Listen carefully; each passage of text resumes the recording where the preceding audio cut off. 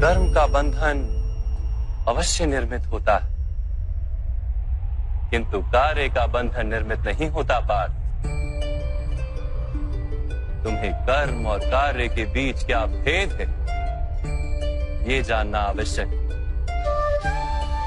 सभी कर्म कार्य हैं, किंतु सभी कार्य कर्म नहीं। कर्म उस कार्य को कहते हैं जिसके साथ फल की आशा जुड़ी। मनुष्य जब भी सुख की, संपत्ति, प्रशंसा की आशा रखकर कोई कार्य करता है तो वो उस कार्य के फल से बंध जाता है। जब किसी कर्म को फल की आशा से किया जाए तो उसे सकाम कर्म योग कहते हैं, और जब किसी कर्म को बिना किसी फल की आशा से किया जाए तो उसे निष्काम कर्म योग कहते हैं। इसी कारण से उसे बार बार जन्म लेना पड़ता है। वास्तव में मनुष्य को कोई कर्म नहीं बांधता, उस कर्म से जुड़ी आशाएं उसे बांधती।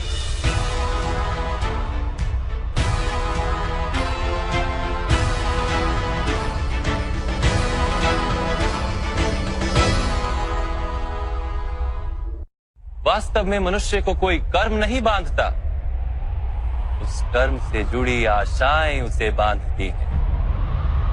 वो कैसे माधव? यदि इस युद्ध में तुम्हें विजय होने की आशा है तो पराजित होने पर तुम्हें भीषण दुख होगा, और वो दुख तुमसे कोई अन्य कार्य करवाएगा जिसके लिए तुम्हें दूसरा जन्म लेना पड़ेगा। और यदि तुम विजयी हुए तो तुम्हारा अहंकार बढ़ेगा, और वो अहंकार तुम्हें विश्व विजय के लिए प्रेरित करेगा, तुमसे हत्याएं करवाएगा और उसका पाप तुम्हें बांधेगा। विचार करो, यदि तुम्हें इस युद्ध में ना विजय का मोह और ना पराजय का भय, तो इस युद्ध के अंत में तुम्हें सुख प्राप्त होगा या दुख प्राप्त होगा? ना सुख माधव, ना ही दुख। अर्थात तुम्हारा सुख, दुख, हताशा, निराशा, अहंकार युद्ध के कारण नहीं है। युद्ध के साथ तुमने जो आशाएं बांधी हुई हैं, उसके कारण है। क्या ये सत्य नहीं है पार्थ?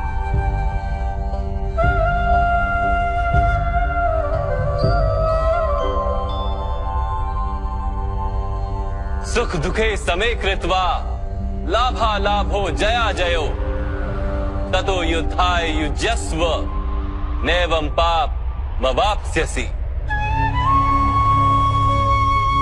अर्थात सुख दुख को समान मानकर लाभ हानि जय पराजय का विचार किए बिना यदि तुम युद्ध करोगे कौन्तेय, तो तुम पाप के भागी नहीं बनोगे। इसी को कर्म योग कहते हैं। जो सांख्य का ज्ञान प्राप्त कर लेता है वो ये जान लेता है कि वो शरीर नहीं, केवल एक आत्मा है। शरीर के भोग और अनुभव तो केवल मृत्यु तक है, अर्थात वास्तविक नहीं, केवल माया है। उसके लिए कर्मयोगी बनना सरल हो जाता है।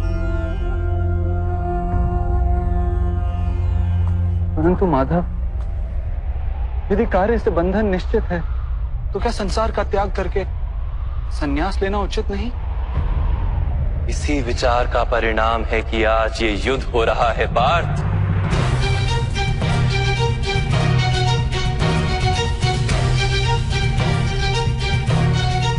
विचार करो, जब सत्व गुण से भरे धर्म को जानने वाले लोग कर्मों का त्याग करते हैं, तब अधर्म से भरे लोग भी संसार को चलाते हैं।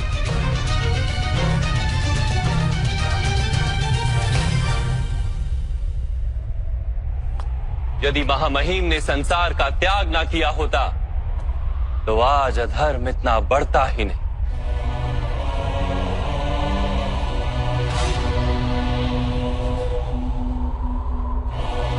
और तुम्हारे पिता ने यदि संन्यास ना लिया होता तो आज भ्राता युधिष्ठिर सुख से राज कर रहे होते।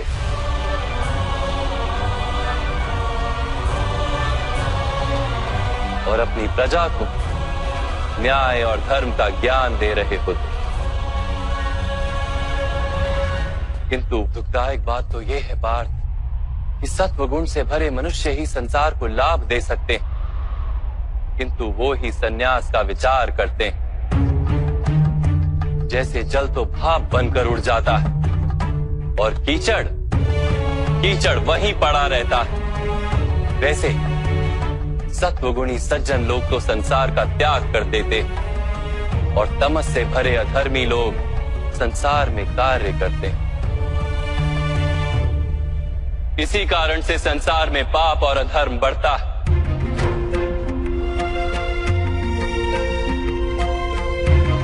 किंतु कर्मयोग इस विचित्र स्थिति से सारे संसार का रक्षण करता है।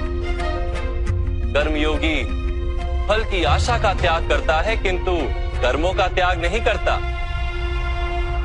वो इसी संसार में रहता है, सन्यासी की भांति सारे कार्य करता है, किंतु उनमें लिप्त नहीं होता।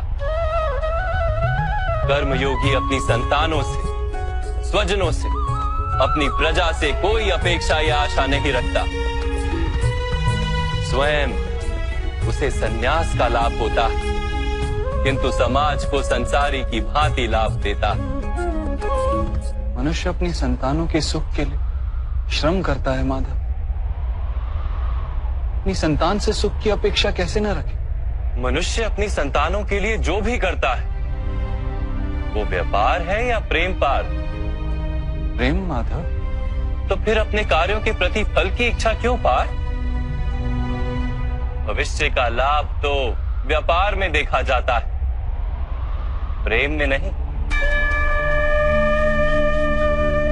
जो मनुष्य अपनी संतानों का चरित्र निर्माण उचित रूप से करता है, संतानों को प्रेम और धर्म के संस्कार देता है, उसकी संतानें भी मनुष्य को प्रेम और सुरक्षा अवश्य देती। संतानों के कर्म, स्वजनों के व्यवहार उनके कर्म है पार्थ। और जब उनके कर्मों पर हमारा कोई अधिकार नहीं होता तो उनसे आशाएं और अपेक्षाएं रखने का क्या प्रयोजन? यदि गहन विचार करोगे पार्थ तो शीघ्र ही ये जान लोगे कि जीवन में ऐसा कोई कार्य नहीं है जिसके साथ आशाएं और अपेक्षाएं जोड़ना अनिवार्य हो। जब सृष्टि ही परमात्मा है और मनुष्य स्वयं परमात्मा का अंश है तो सारे कार्य परमात्मा ही करते हैं, मनुष्य स्वयं कुछ नहीं करता। यही कर्मयोग का मूल सिद्धांत है पार्थ।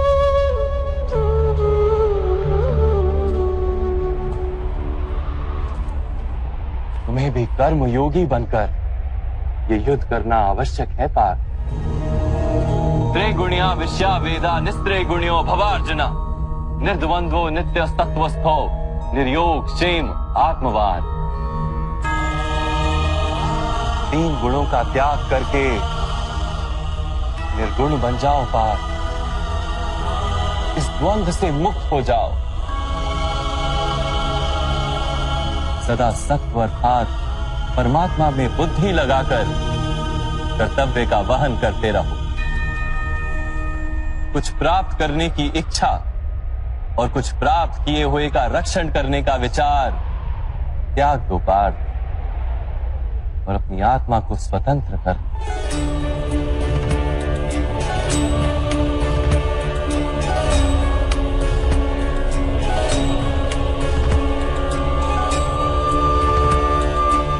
स्मरण रहे पार्थ,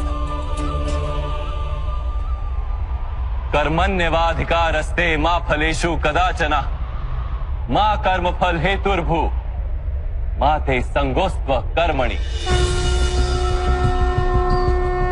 तुम्हारा अधिकार तो केवल कर्म करने का है, फल तो ईश्वर के हाथ में।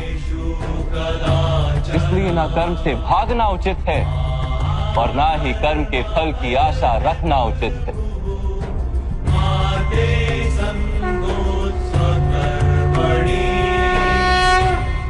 जो फल का त्याग कर दे परंतु कर्म का त्याग ना करे, ऐसे कर्म योगी को कैसे जाना जा सकता है माधव?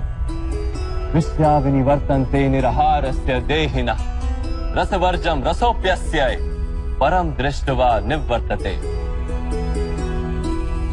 सुनो पार्थ, जो स्वाद से छूटने के लिए भोजन का ही त्याग कर देता है, वास्तव में उसके मन से स्वाद की लालसा कभी जाती ही नहीं। उसे दोहरी हानि होती है। एक तो वो निर्बल हो जाता है, जिसके कारण परमात्मा को प्राप्त करने का जो प्रयत्न अनिवार्य है उसे वो नहीं कर पाता, और दूसरा सदा ही उसका मन स्वाद की लालसा से भरा रहता है। इसलिए भोजन का त्याग करने से उत्तम है स्वाद की लालसा का ही त्याग कर दिया जाए। कर्मयोगी अपने मन की सारी लालसाओं को खींच लेता है, जीवन को कर्तव्य मानकर कार्य अवश्य करता है, किंतु उन कार्यों से जुड़ता नहीं। और बात, जो व्यक्ति अपने कार्यों से आशाएं और इच्छा नहीं रखता, उसी के कार्य पूर्ण होते हैं। एक असफलता से दुखी होकर जिसका मन डोलता नहीं, एक सफलता से आनंदित होकर जो स्वयं को सर्वश्रेष्ठ नहीं मानता, ऐसे ही व्यक्ति को कर्म योगी कहते हैं। और ऐसा व्यक्ति जीवन में बार बार सफल होता है।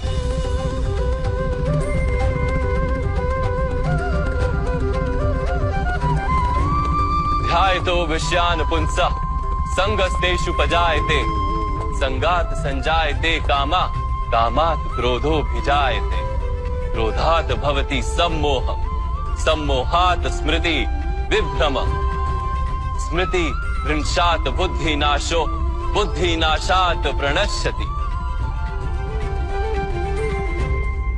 फल की आशा से कामना प्रकट होती है, और कामना का तो स्वभाव है असंतुष्ट रहना। असंतोष से क्रोध उत्पन्न होता है, और क्रोध से मोह जन्मता है। मोह के कारण व्यक्ति आचार और व्यवहार का ज्ञान ही भूल जाता है। ज्ञान के जाने से बुद्धि चली जाती है, अनुचित प्रकार के कार्य होने लगते हैं, और समाज ऐसे व्यक्ति का शत्रु बन जाता है।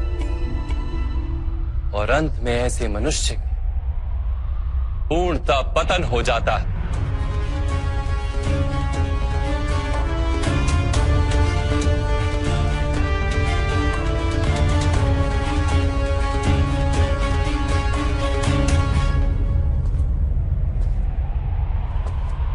जैसे भ्राता दुर्योधन,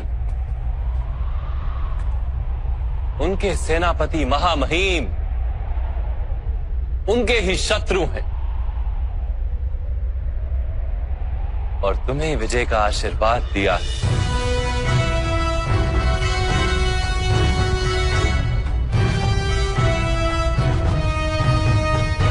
पार्थ, कर्मयोग ब्रह्म विद्या का दूसरा चरण है।